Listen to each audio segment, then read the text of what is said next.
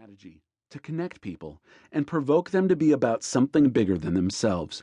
Momentum is generated in a culture where people long to be a part of a cause more than being a part of a congregation, thus creating a network of lives bonded together through authentic relationships. I guess you could call me a recovering church hater. Emphasis on recovering. Even my first draft of this book still had undertones that came across as negative. Hey, I'm healing. The Bible uses the word holy to mean sacred or set apart for a special purpose. A holy life is about living to the fullness of what life was set apart for in the first place.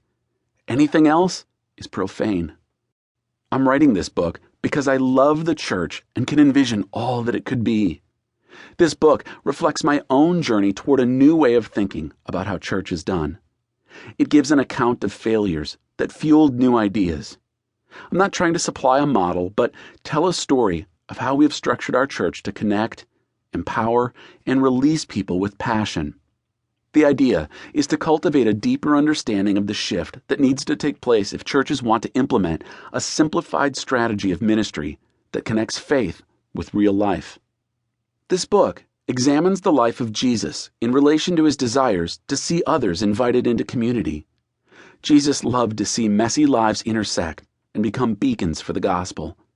Many churches want to experience true biblical community. My ambition is to stimulate people to prioritize and embrace the outrageous intent of community in their churches. Part 1. The New Church. Chapter 1. The Church and the Chihuahua Club.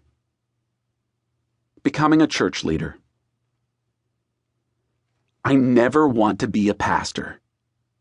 Those were words that repeatedly echoed in my heart growing up. It's almost cliche to say that I, who now love my career choice, once considered church leadership to be the dirtiest job ever. I believed that being a pastor was the equivalent of having a root canal without Novocaine, a self-induced decision that would inflict pain to the roots of my soul. It seemed so masochistic. Having grown up as a pastor's kid, I was all too familiar with the exhaustive conversations that centered on church and church issues. Whether it was in the car, we were a family of 6 that crammed into a 1973 Gremlin, or around the dinner table, we were always discussing the subculture of Christians and their gathering place called church. Those who were unchurched were a recurring topic of conversation. It wasn't unchurched people whom we spent hours talking about.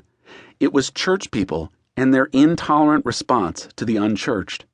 My father had a passion to reach those outside the church and love them into a growing relationship with their Redeemer. He also committed his life to moving people out of the pews to engage with culture. Dad always included us kids in his pursuit of seeing lives changed. Frequently on Saturday mornings, he would recruit my younger brother and me to roam the neighborhood in search of Mormons or Jehovah's Witnesses so we could invite them to our house. They would usually come over and have something to eat, spend time with our family, and share spiritual values.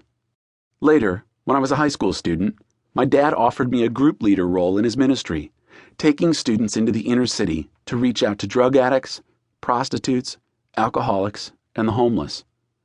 Growing up, I had an inherent desire to be a part of something significant, something that would impact lives. Even now, I believe that deep inside each of us is the desire to be a part of something bigger than ourselves.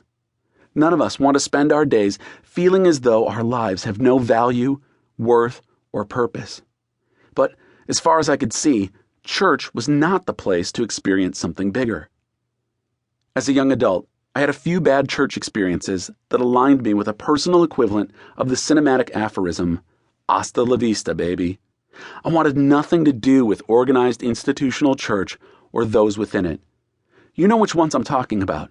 The judgmental, holier-than-thou, self-righteous, don't take my seat or my front row parking spot, it's all about me type of churchgoers. I had become a cynic and a doubter of the bride of Christ. Oddly, though I had become bitter toward insiders, I was neurotic about reaching outsiders, creating an unhealthy dichotomy of expression. I was inviting people into the church while at the